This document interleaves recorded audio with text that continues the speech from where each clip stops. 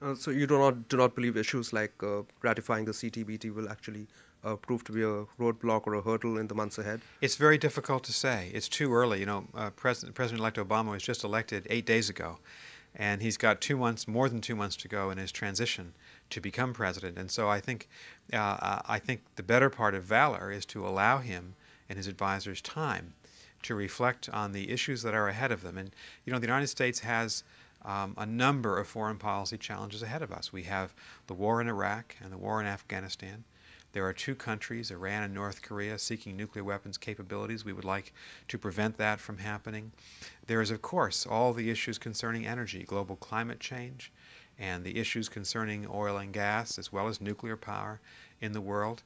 There are many issues concerning HIV/AIDS and malaria in Africa. The issues go on, and so I'm a great believer that we have one president at a time, and we need to give President-elect Obama, the time to form his government and to consider what his policies will be. I certainly don't want to jump to any conclusions, but I think he's a very impressive individual.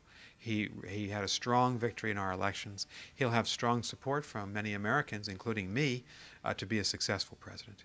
One other issue, again, this is again a comment that President-elect Obama did make in an interview. This is about Kashmir. He was talking about South Asia. He was talking about the India and Pakistan relationship.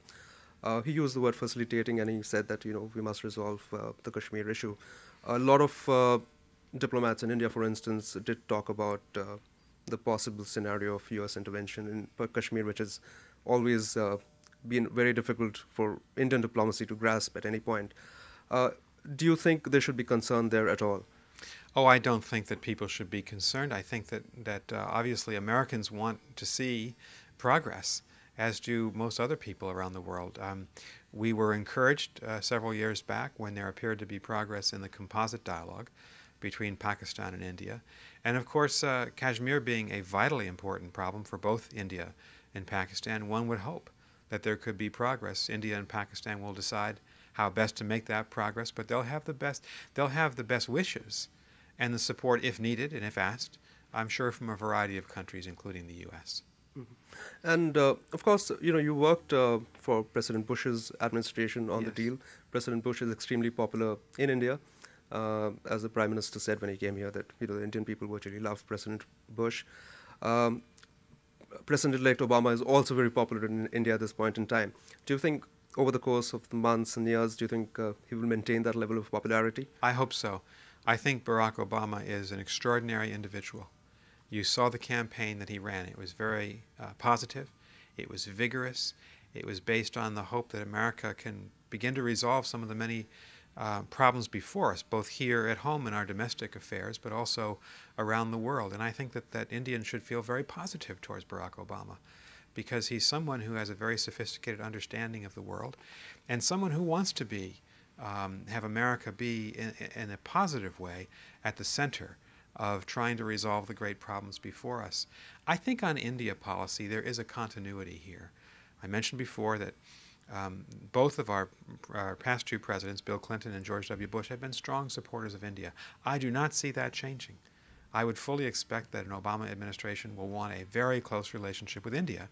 And I think that you'll see that from the American Congress. And there's tremendous support in our society, in the United States itself, for India.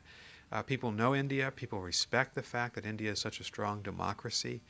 People respect what Indians have accomplished as a people, such dramatic accomplishments in the last 25 to 30 years. So there's goodwill here, and I'm optimistic about the future of the U.S.-India relationship.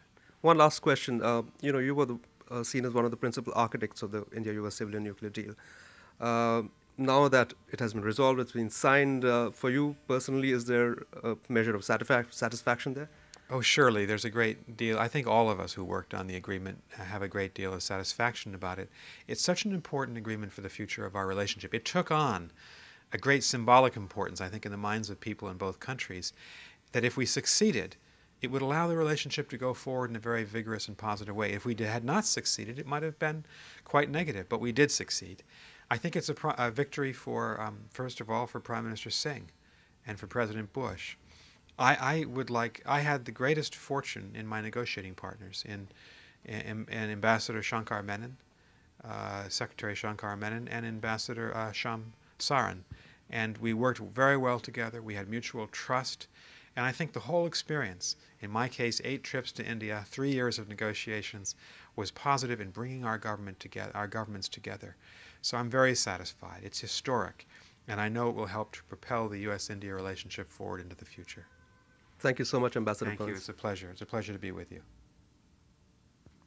Thank you so much. Thank you. Pleasure. और युवा vote में भी जो